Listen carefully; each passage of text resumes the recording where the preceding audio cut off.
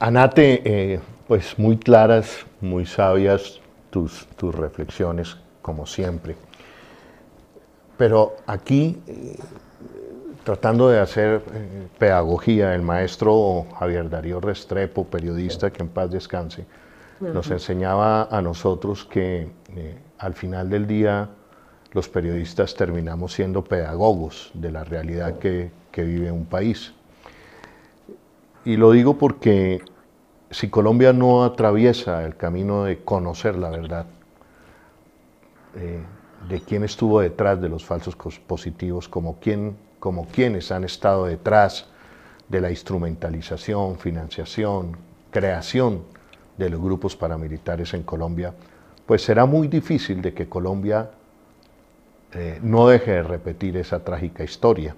Tú hacías una importante y valiosa relación entre la denuncia que hemos presentado hoy de lo que está sucediendo en Sucre, reaparición de grupos paramilitares, y hoy la JEP, por su lado, imputa cargos a la práctica de falsos positivos que hace parte de la misma trágica realidad, sobre todo de las regiones. ¿Usted considera que aquí hay una verdad que se le está debiendo al país, que es la verdad sobre quiénes han orquestado, financiado y han estado detrás del proyecto paramilitar en Colombia? Total, Holman, yo creo que se está sabiendo parte de la verdad, pero ojalá estas personas que ya tienen que declarar ante la JEP están obligados a digan la verdad total. Colombia necesita esa verdad, pero se necesita esa verdad además para que no vuelva a suceder. Es que el problema es ese. Como por un lado no se sabe la verdad completa, entonces hay, digamos, hay unas imputaciones a unas personas, pero a esas personas, ¿quién les dio la orden?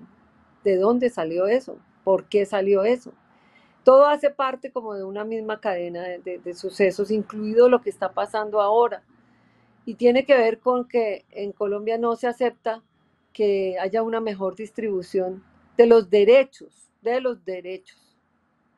que es que en Colombia es una sociedad totalmente inequitativa. ¿Quiénes gozan de los derechos fundamentales, del derecho a la vida, el derecho a la propiedad, el derecho al disfrute, el derecho? Unos.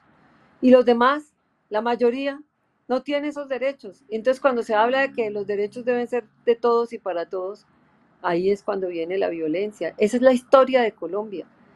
Mañana nosotros tenemos un debate en el Consejo sobre violencia de la policía en las protestas sociales. Es que el problema no es de ahorita solamente, mire, desde la masacre de las bananeras, cuando esos trabajadores, allá en esa zona justamente de la que estaban hablando ahorita ustedes, en San Onofre, en Sucre, en el Magdalena, en toda esa región, trabajadores de las bananeras eh, pedían respeto a su vida, a su integridad, a sus derechos, porque tenían jornadas brutales de trabajo, porque tenían salarios miserables de hambre, porque no tenían derechos y protestaron por eso, los asesinaron, los mataron a bala. Eso lo cuenta muy bien, lo escribe muy bien Gabriel García Márquez en su libro de Cien años de soledad y lo cuenta y lo narró Jorge Eliezer Gaitán en sus intervenciones en el Congreso y desde ahí viene la agresión a la protesta social, desde entonces. Y no hemos sido capaces de superar eso. Una sociedad que no ha sido capaz de entender que un Estado de Derecho es en la práctica, son letras muertas en la Constitución. Eso no ha querido entenderlo la clase dirigente de este país. Eh, todos y todas tenemos derecho y derecho a la dignidad, a una vida digna y a querer tener mejores condiciones de vida, mejor calidad de vida. Aquí no se ha entendido eso. Aquí es para unos pocos. Y cuando se trata de trabajar hacia allá, bloquean, hacen todo lo necesario para que eso no sea posible y le quitan a la sociedad y a los trabajadores y a los jóvenes esos derechos y esas posibilidades. Colombia tiene que aprender y cambiar. Yo creo que afortunadamente todo este periodo, este último periodo, ha sido importantísimo porque mucha gente está cambiando de mentalidad y se está dando cuenta cuál es la realidad.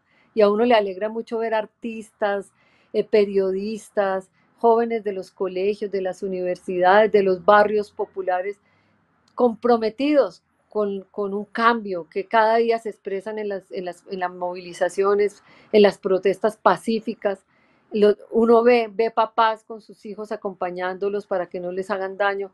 Uno ve cómo ha ido transformándose la mentalidad y ese cambio, Holman, ese cambio cultural vale mucho más que cualquier otro, vale incluso más que los cambios políticos, que las decisiones electorales, etcétera, el cambio de la mentalidad, porque esa mentalidad se va a expresar en las urnas en las próximas elecciones. Eso esperamos todos, concejal Ana Teresa Bernal. Estamos hablando en este momento sobre la imputación que acaba de hacer en la mañana de hoy, imputación histórica de la JEP a 15 militares, entre ellos 2 oficiales de alto rango, 2 coroneles, suboficiales y soldados, por el asesinato. Hay que hacer una pausa cuando uno llega a nombrar esa cifra. 127 indígenas, jóvenes, inocentes, que fueron asesinados con las armas del Estado, con sus impuestos, por parte del ejército, que se volvió en contra de la población que juraron defender y los convirtieron en falsos positivos, los acusaron de guerrilleros. En fin, una infamia, una barbarie que hoy, con esta imputación, con este acercarnos a la verdad, logra resarcir en algo el espíritu de estas familias humildes, de las víctimas, pero sobre todo de una democracia mal herida por estas prácticas. Veamos un segmento de la rueda de prensa que dio hoy Eduardo Cifuentes, presidente de la Justicia Especial para la Paz, al respecto. Muchísimas gracias. Procedo a leer el comunicado de prensa respectivo. La Jurisdicción Especial para la Paz imputa crímenes de guerra y de lesa humanidad a otros 15 miembros del Ejército por falsos positivos en la costa Caribe. 2 coroneles, 6 oficiales, 4 suboficiales y 3 soldados del batallón La Popa. Estos hechos no hubieran ocurrido sin alianzas con miembros de grupos paramilitares y sin un conjunto de incentivos, amenazas y presiones que ejercieron los comandantes sobre sus subordinados para obtener muertos en combate. La Jurisdicción Especial para la Paz continuará indagando la eventual participación de niveles superiores por acción u omisión en el patrón macrocriminal determinado. Los pueblos indígenas Wigua y Cancuamo sufrieron particularmente un daño grave, diferenciado y desproporcionado por las acciones de esta unidad militar. Bogotá, 15 de julio de 2021. La Sala de Reconocimiento